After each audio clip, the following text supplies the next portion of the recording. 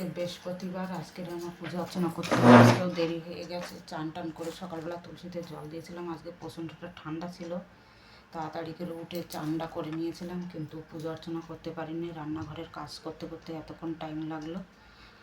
ডয়রুমে ঝাড়ু পোছা টোজা করে এসছি। এখন মাতা লক্ষ্মীর ঘট বসাতে হয়, ওই জন্য সকালবেলা একটু লেট হয়ে গেছে আজকের।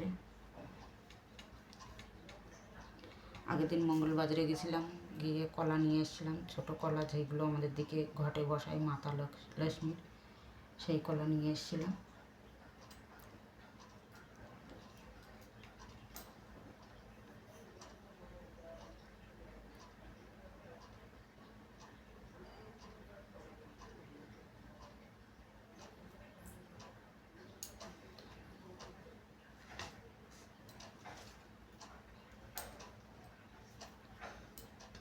ঘরটা আগে সাজিয়ে নেব। লক্ষ্মী মাতার কুমন্তি চক্কর দিচ্ছি, তো কমল গাট্টি, একটা সুপারি, কড়ি,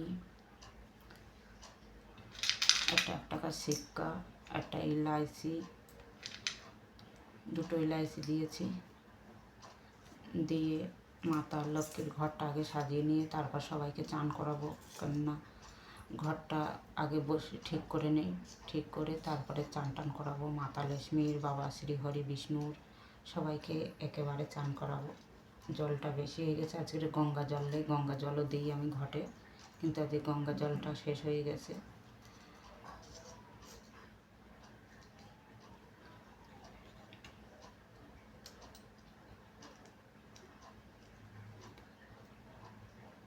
কটা আতর চালও দেবো, সঙ্গে 2টো লং নিয়ে এসেছিলাম। আজকের ছোলার ডাল নিয়ে আসিনি, আজকে ছোলার ডালের জায়গায় ছোলার নিয়ে এসেছি।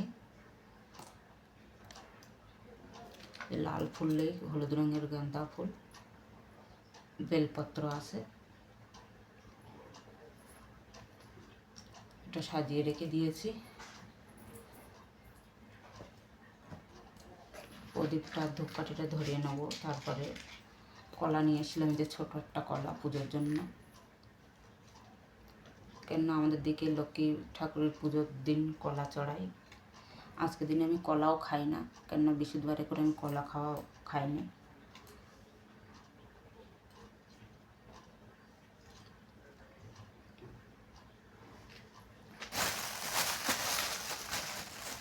মাতা লক্ষ্মীর বেলপাতাও খুব পছন্দ, ওই জন্য বেলপাতাও দিচ্ছি। দুলবা ঘাস তো রয়েছে, দোয়া।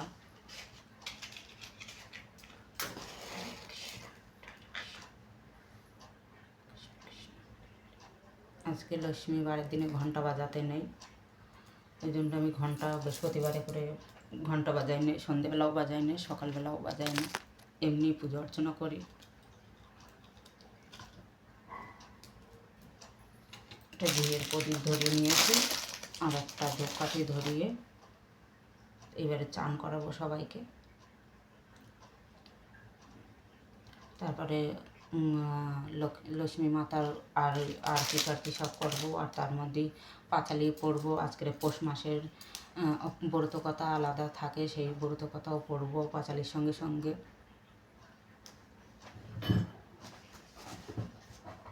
রাত্রে সব থালা বাসন টাসন সব ধুয়ে নিয়েছিলাম, ঠাকুরের কতটা কাপড় চাপড় ছিল সেগুলোও ধুয়েছিলাম রাত্রিবেলা।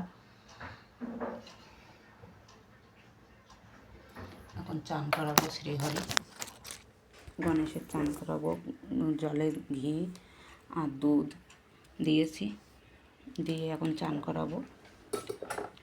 সকাল সকাল একটু আজকের প্রচণ্ডটা ঠান্ডা, তুলসী মাতারও বড় একটা কাপড় দিয়ে ঢেকে থুয়ে এসেছি, কেন ঠান্ডা এত পরিমাণে বাইরে, রোদও এখনও ভালোভাবে আসেনি। এবার চান করাটা দেখাবো, এটা আলাদা।